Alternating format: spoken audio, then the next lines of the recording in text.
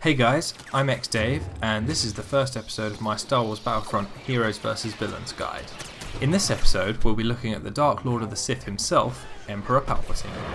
I wonder if your feelings on this matter are clear. The first ability we'll look at is the Emperor's Force Dash, as well as his general maneuverability, as this is the key to playing well as the Emperor. In my opinion, the Emperor is actually the most mobile of all the three villains, slightly more so than Boba.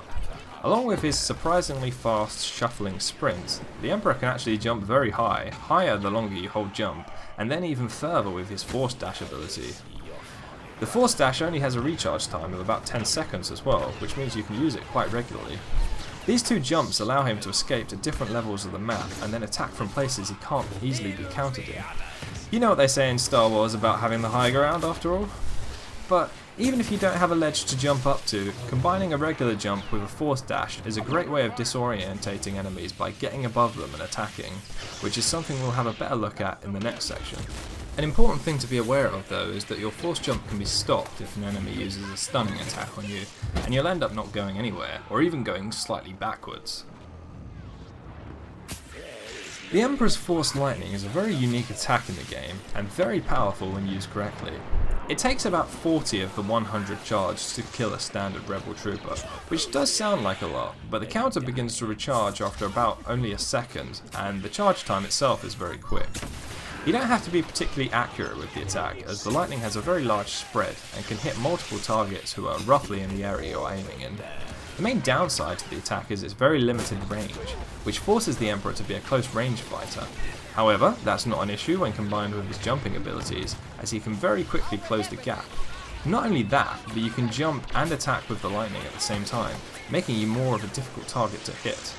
It can be difficult to stay on target when aiming, as you have to take your thumb off the aiming stick to jump. But, as I said earlier, you don't have to be too accurate with your aiming, so that's not a big deal. Keep in mind that the Emperor's lightning abilities can go through shields, so Leia's defences can work against her if you play tactically around them. You can be hit by non-energy weapons though, like the smart rocket whilst you're inside them. You can also take out people using personal shields with the lightning attacks. You also have the option of using Force Dash to get behind people. This is especially effective on Luke, who can't actually block from behind. Once you've got all this mastered, the biggest problem you'll have is running out of lightning charge, but there might be something we can do about that. The Emperor's Chain Lightning ability is a more powerful version of his Force Lightning.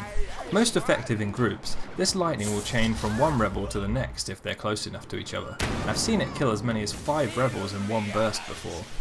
You're unlikely to be that effective in Heroes vs Villains though, as it can't one-hit KO a hero or one of Leia's honor guards, so 2 or 3 kills is about as good as you'll get. The Chain Lightning has a much longer range than the standard Force Lightning, allowing you to pick off people at a distance, and it only takes 10 seconds to recharge, so it can be used quite frequently.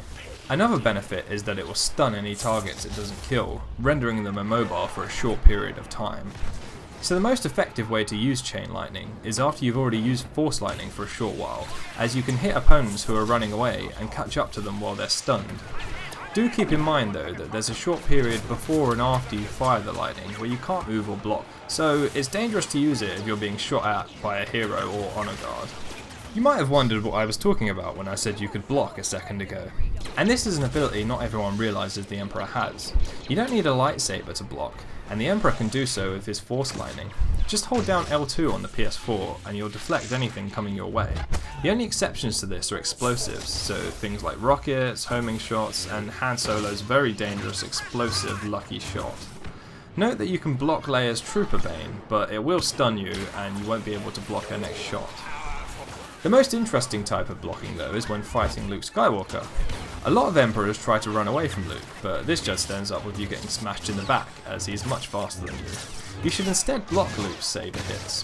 What you'll notice though is that he keeps just coming back for another hit each time. However, you'll also notice that Luke gets further and further away after each hit, and eventually he'll miss. This is the Emperor's chance to counter and hit him with some lightning. Preferably Chain Lightning, as this will stun him and give you some time to either recharge your block, move to a more advantageous position, or just run away. Once you get the timing down, it's not impossible to beat Luke, but that does depend on the ability of the player who is using Luke.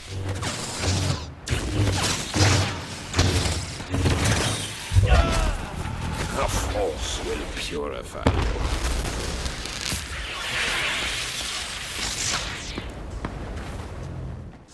Officially called Imperial Resource, the Emperor can drop health that he can either give to a teammate or pick up himself. When doing the former, you'll notice that other villains often just run straight past it, so I like to call attention to it by shooting some lightning in that direction. This power takes the longest to recharge at about 25 seconds, and it will restore around 16 points of your health in total. It might be slightly higher than that, about 16.5. Do keep in mind that the other team can steal it if you don't pick it up fast enough. The Emperor's final ability is to enable 2 shock troopers to spawn on him.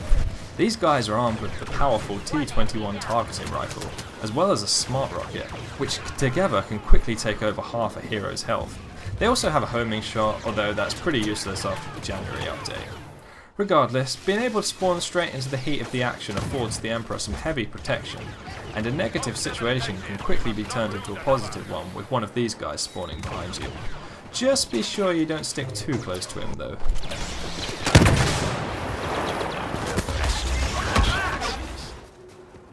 Most people say that the Emperor is the weakest of all the hero characters, but I don't think I'd agree with that. However, in a one-on-one with any of the heroes, he will definitely struggle, but that's not how he's supposed to be played. The Emperor is the most important villain on the team, as he is the only one who can heal the other villains and also spawn the powerful shock troopers, so he should always be protected. This puts him into more of a support role, meaning he should be near the back of the team of 6. But he can also play an attacking role due to his speed and ability to attack at height. The Emperor can jump into the top of a fight and deal damage to multiple targets from above. It may be that he doesn't kill them and only weakens them, but he would be too overpowered if he could deal significantly more damage. Instead, he simply attacks quickly and retreats quickly thanks to his abilities. He shouldn't be used to attack head on though, and should attack from unexpected angles, mainly from above. Do keep in mind though that he can be seen approaching on the radar, so it's best to do this in the confusion of a fight between others. And that concludes this tutorial on the Emperor. If you'd like to see more guides on other heroes and villains in the game, then please do subscribe to my channel for more, and I hope to see you next time. Don't overestimate your chances.